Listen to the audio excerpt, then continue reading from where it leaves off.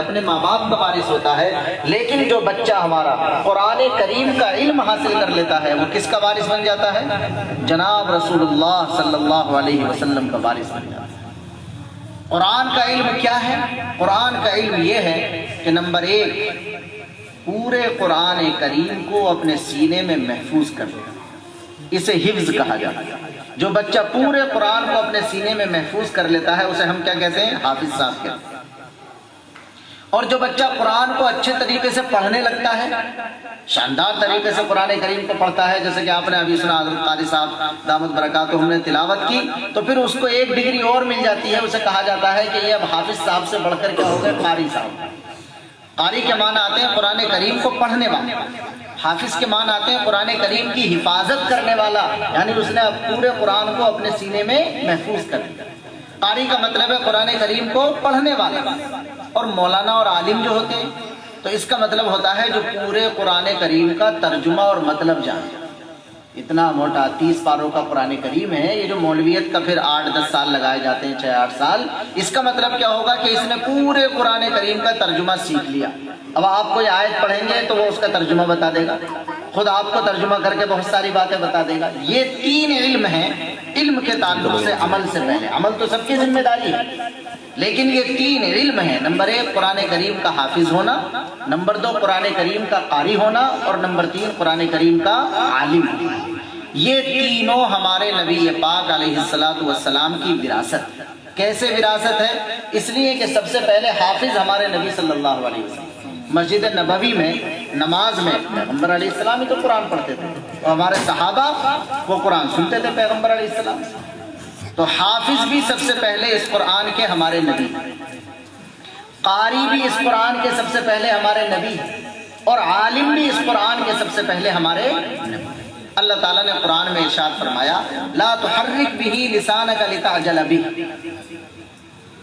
آپ نے دیکھا ہوگا نا جہاں بچے حفظ کرتے ہیں، آپ کے گھروں میں جو حافظ ہوئے جانتے ہیں آپ کہ وہاں یوں کر کے ہلتے رہتے ہیں اور جلدی جلدی دہراتے ہیں، جلدی جلدی، تو پھر یاد ہو جاتی ہے وہ چیز، رٹا لگاتے ہیں تو وہ چیز یاد ہو جاتی ہے۔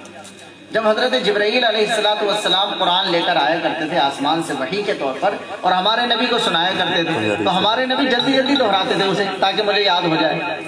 تو اللہ تعالیٰ نے اسپیشلی کہا قرآن میں اور یہ بتلایا کہ اے نبی آپ کو یہ تکلیف اٹھانے کی ضرورت نہیں ہے، آپ کی جو امت کے بچے آئیں گے جو یاد کریں گے انہیں تو رٹنا پڑے گا یاد کرنے کے لیے، لیکن آپ کو یہ تکلیف اٹھانے کی ضرورت نہیں۔ لا تحرک بہ لسانک لتعجل، آپ اپنی زبان کو جلدی جلدی نہ چلایا کریں، حرکت نہ دیا کریں۔ ان علینا جمعہ، ہماری ذمہ داری ہے اس قرآن کو آپ کے سینے میں جمع کر دینا، یعنی حافظ بنا دینا۔ اس کا مطلب ہے کہ آپ کو اس قرآن کا حافظ بنا دینا یہ ہماری ذمہ داری ہے۔ وقرآن، اور ہماری ذمہ داری ہے اس قرآن کو آپ کی زبان مبارک سے پڑھوا دینا، یعنی قاری بنا دینا۔ یہ اللہ اپنے قرآن میں اپنے نبی کو دے رہا ڈگریاں، کہہ رہا ہماری ذمہ داری ہے آپ کو قرآن کا حافظ بنا دینا بھی، اور ہماری ہی ذمہ داری ہے آپ کو قرآن کا قاری بنا دینا بھی، اور ثم ان علینا بیانہ، اور پھر ہماری ہی تاکہ آپ سارے انسانوں تک وہ باتیں پہنچا دیں۔ تو اللہ نے تینوں ڈگریاں جو ہوتی ہیں جو نبی کی میراث میں چلتی ہیں، ان تینوں کا ذکر اس قرآن میں اس آیت میں کر دیا کہ اے ہمارے نبی آپ پریشان نہ ہو جلدی جلدی رٹنے کے لیے، بلکہ ہماری ذمہ داری ہے کہ ہم آپ کو حافظ بھی بنا دیں گے، اور ہماری ذمہ داری ہے ہم آپ کو قاری بھی بنا دیں گے، اور ہماری ذمہ داری ہے کہ ہم آپ کو عالم بھی بنا دیں گے۔ کیا مطلب ہوا اس کا؟ اس کا مطلب یہ ہے کہ قرآن کے سب سے پہلے حافظ بھی ہمارے ہیں، قرآن کے سب سے پہلے قاری بھی ہمارے ہیں، اور قرآن کے سب سے پہلے عالم بھی ہمارے ہیں۔ اب قیامت تک جس مسلمان کو اللہ تعالیٰ یہ توفیق دے دے کہ وہ حافظ بن جائے یا قاری بن جائے یا عالم بن جائے، یا کسی کی نسل میں اللہ تعالیٰ ایسا پیدا کر دے، میں نہیں بن سکا تو میری یہ طلب ہو کہ میری نسل میں اللہ تعالیٰ میرے نبی کے وارث بنا دے، میری اولاد میں کوئی میرے نبی کا وارث بن جائے، تو جو اللہ کے نبی کا وارث بنے گا، حافظ بنے گا، قاری بنے گا، عالم بنے گا، تو وہ چھوٹا موٹا نہیں بنا، بلکہ وہ تو نبی پاک صلی اللہ علیہ وسلم کا وارث ہے۔ بہت بڑا مقام و مرتبہ ہے۔ میں تو سمجھتا ہوں کہ اگر کسی کے منہ میں پانی آنا چاہیے تو کسی کی بلڈنگ دیکھ کر نہیں، کسی کے پاس اچھی موٹر سائیکل دیکھ کر نہیں، کسی کے ہاتھ میں اچھی گھڑی یا آج کل تو اچھا موبائل دیکھ کر نہیں، بلکہ اگر کسی کے گھر میں اللہ تعالیٰ اپنے نبی کا وارث پیدا کر دے تو دوسروں کو اسے دیکھ کر رشک آنا چاہیے کہ ہمارے گھر میں بھی کوئی اللہ کے نبی کا وارث پیدا کر دے۔ دیکھیے یہاں بات کرنے کا مطلب یہ نہیں کہ دوسری چیزوں کا سیکھنا خدا را خاصہ ناجائز ہے، ایسا کچھ نہیں ہے۔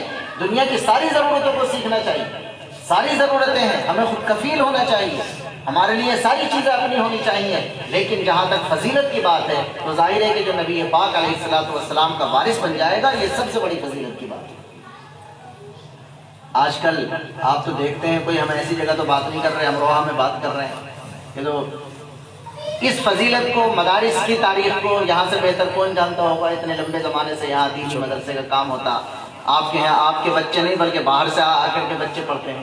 لیکن دراصل مقصود یہ ہے کہ اس سب کے باوجود ہمیں یہ فکر ہونی چاہیے کہ ہماری نسل میں اللہ کے نبی صلی اللہ علیہ وسلم کا کوئی وارث پیدا ہو جائے۔ ہمارے نبی نے میراث میں کس چیز کو چھوڑا تھا؟ یہ جو مصلی ہے یہ ہمارے نبی کی میراث ہے۔ کوئی میراث میں بادشاہ چھوڑ کے جاتا ہے، کوئی میراث میں تاج و تخت چھوڑ کر جاتا ہے، کوئی میراث میں بلڈنگیں چھوڑ کر کے جاتا ہے، مال و جائیداد چھوڑ کر جاتا ہے، لیکن نبی پاک صلی اللہ علیہ وسلم اپنی میراث میں کس چیز کو چھوڑ کر گئے؟ مصلی۔ جو نبی کا وارث بن جائے گا پھر وہ کہاں جائے گا؟ پھر وہ نبی پاک علیہ الصلوۃ والسلام نے جو اپنی میراث میں مصلی چھوڑا ہے وہاں پر جا کر کھڑا ہوگا۔ اپنی زندگی میں ہمارے نبی پاک علیہ الصلوۃ والسلام مسجد نبوی میں مصلی پر جا کر کھڑے ہوئے۔ میں آپ کو کیا ہر جگہ میں جب بات کرتا ہوں تو یہ مثال دے کر کے سمجھاتا ہوں کہ اگر اللہ کے نبی کے وارثوں کی حیثیت کو دیکھنا ہو تو کہاں دیکھنی چاہیے؟ اللہ کے گھر میں۔ سمجھ رہے ہیں میری بات؟ آج کل نے اللہ کے نبی کے وارثوں کی حیثیت کا پتہ کہاں چلے گا؟ بھائی سونا کہاں پرکھا جاتا ہے؟ سونار کے پاس۔ اور لوہا کہاں پرکھا جاتا ہے؟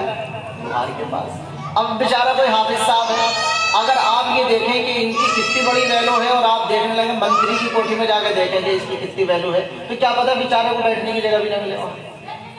آپ نے دیکھا کہ حافظ جی کو تو وہاں بیٹھنے کی جگہ بھی نہیں ملی اور آپ سوچنے لگے ان کی تو کوئی حیثیت نہیں ہے، بیچارے حافظ بن گئے، مولانا بن گئے، منتری صاحب نے تو پوچھا بھی نہیں، انہیں تو کھڑے ہونے کی بھی جگہ نہ ملی ان کی کوٹھی میں۔ اگر کوئی اس طریقے سے اللہ کے نبی کے وارثوں کی حیثیت کو جاننا چاہے تو میں اس سے بڑے پیار سے یہ کہتا ہوں، بھیا تو سونار کے پاس جانا چاہیے تھا تجھے سونا پرکھنے کے لیے، تو سونا لے کر کہاں لوہار کے پاس چلا گیا؟ جو اللہ کے نبی کا وارث بن گیا، حافظ ہو کر، قاری ہو کر، عالم ہو کر، اس کی حیثیت اگر دیکھنی ہو تو انسانوں کے گھروں پر مت دیکھو، کس کے گھر میں آنا پڑے گا اس کی حیثیت دیکھنے کے لیے؟ اللہ کا گھر، یہ جو مسجد ہے نا اس میں آنا پڑے گا۔ جو جتنی بڑی چیز ہوتی ہے اس کے پرکھنے کی جگہ بھی اتنی بڑی ہوتی ہے، تو اللہ کے نبی کے وارثوں کی حیثیت دیکھنے کے لیے کہاں آنا پڑے گا؟ مسجد میں۔ اب سمجھ لیجئے مسجد میں کیا حیثیت ہوتی ہے اللہ کے نبی کے وارثوں کی۔ صفیں لگ رہی ہیں، سب لوگ بیٹھے ہوئے ہیں، جس نے مسجد میں 5 لاکھ روپے لگائے، 10 لاکھ روپے لگائے، وہ بھی اگر بعد میں آئے گا تو پیچھے بیٹھے گا۔ سمجھ میں آ رہی ہے بات؟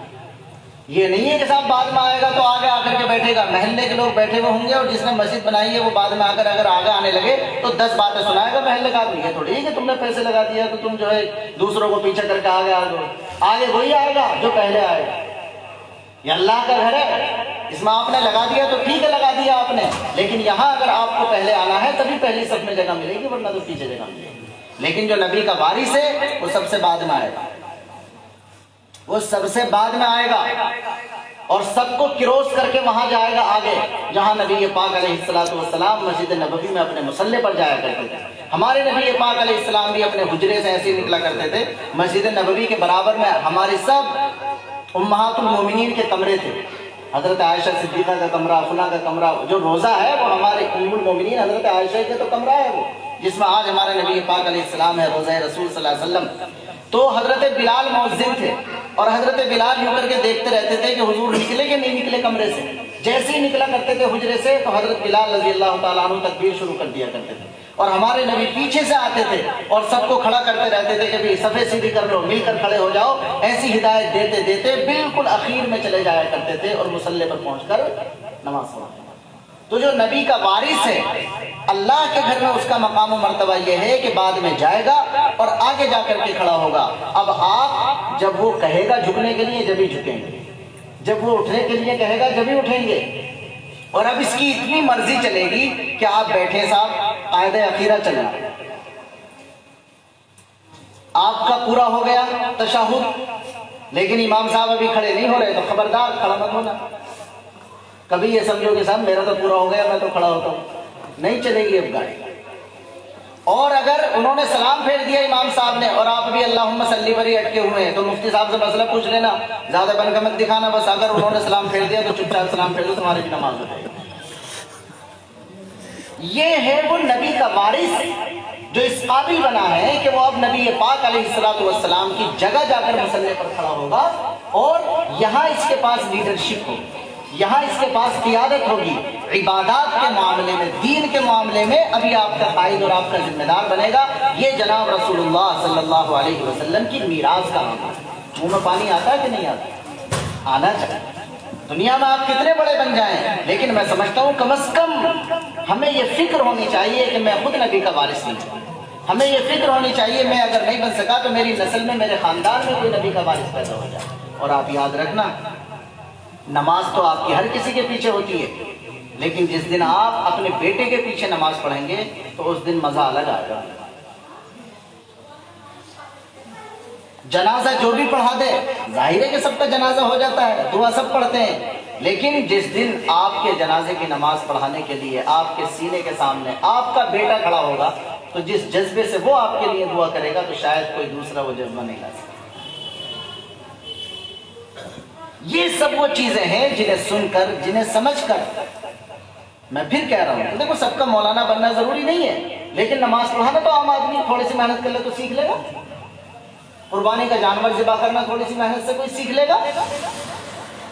یہ جذبہ، اور دوسرے سن لیجئے، جس گھر میں جس لائن کا پڑھا لکھا آدمی ہوتا ہے تو سب سے پہلے اس گھر والوں کو بینیفٹ ملتا ہے۔ میں ہمیشہ اس بات کو سمجھاتا ہوں لوگوں کو کہ جس گھر میں ڈاکٹر ہے تو اس کے بہت سی بچت ہوتی ہے کہ نہیں ہوتی ہے؟ دلی میں بھی رہ رہا اگر آپ کا بھیا جو ڈاکٹر ہے اور آپ کے سر میں درد ہو گیا تو آپ فیس کے پیسے کسی ڈاکٹر کو نہ دینے کے، آپ تو اسی کو فون کریں گے کہ بھیا سر میں درد ہو رہا، وہ کہے گا میڈیکل پہ جا کر بات کرا دے، وہ میڈیکل پہ جا کر بات کرا دو اور آپ بغیر فیس کے ٹیبلیٹ جاؤ، ٹھیک ہو جاؤ گے، تو فائدہ ہوگا کہ نہیں ہوگا؟ یہ ویسے سمجھانے کے لیے کہہ رہا ہوں، جس لائن کا پڑھا لکھا بندہ آپ کے گھر میں ہوگا اس لائن کا فائدہ آپ کو ہر حال میں پہنچے گا، سب سے پہلے گھر میں پہنچے گا۔ حافظ اگر بن گیا آپ کا بچہ، چاہے پھر بعد میں دکان ہی پہ بیٹھا ہو، تو اگر دکان پر بھی بیٹھا ہے اور گھر میں اماں غلط قرآن پڑھ لیں گے، دادی غلط قرآن پڑھ لیں گے، تو وہ دکان پر سے ٹوک دے گا کہ نہیں ٹوک دے گا کہ اس طرح نہیں پڑھا جائے گا، اسے اس طرح پڑھیے، ایسے ٹھیک نہیں ہے۔ تو چاہے بعد میں دوسروں کو فائدہ اس سے بعد میں پہنچے یا نہ پہنچے، سب سے پہلے کس کو پہنچے گا؟ وہ گھر کو۔ اگر آپ کا عالم ہوگا بیٹا تو کوئی ضروری تھوڑی یہ عالم بن کر صاحب کے سب کا پڑھانا ہی ضروری ہو، عالم بن کر کاروبار بھی تو کیا جا سکتا، بالکل کیا جا سکتا، دین پر عمل کریں، آپ کاروبار کریں، کوئی حرج کی بات نہیں ہے، لیکن جب وہ کاروبار بھی کرے گا تو اگر کاروبار کی مختلف شکلیں سامنے آئیں گی تو کم از کم اپنے بھیا کو بتا تو دے گا کہ اس طرح یہ والا جائز نہیں ہے، اسے ایسا کر لو، ایسے جائز ہو جاتا ہے، تو برکتیں آئیں گی۔ تو آپ جب کسی لائن کے اعتبار سے اپنے بچوں کو پڑھائیں گے، اللہ کے نبی کا وارث بنائیں گے، تو پھر ایسی صورت میں سب سے پہلے اس کا فائدہ یقینی طور پر ہمارے گھر والوں کو ملے گا۔ میری بات مکمل ہوئی، میں سب سے پہلے مبارکباد پیش کرتا ہوں اس بچے کو بھی، اللہ اس بچے کو قبول فرمائے، اس کے سب ساتھیوں کو بھی قبول فرمائے، اس کے استاد کو قبول فرمائے، اس کے مدرسے کو قبول فرمائے، اور وہ بچہ اس کے سب گھر والوں کو بھی میں مبارکباد پیش کرتا ہوں۔ اللہ تعالیٰ ان کو بھی قدردانی کی توفیق نصیب فرمائے، اور اس بچے کے دل و دماغ کے لیے بھی ہم دعا کریں گے، اللہ تعالیٰ قرآن کو اس کے سینے میں محفوظ رکھے۔ اور آپ حضرات سے ہم عرض کریں گے، یہ تو پڑھائی کے تعلق سے ہم نے بات کہی، یہ تو علم ہے، لیکن یاد رکھیے اللہ کا کوئی وعدہ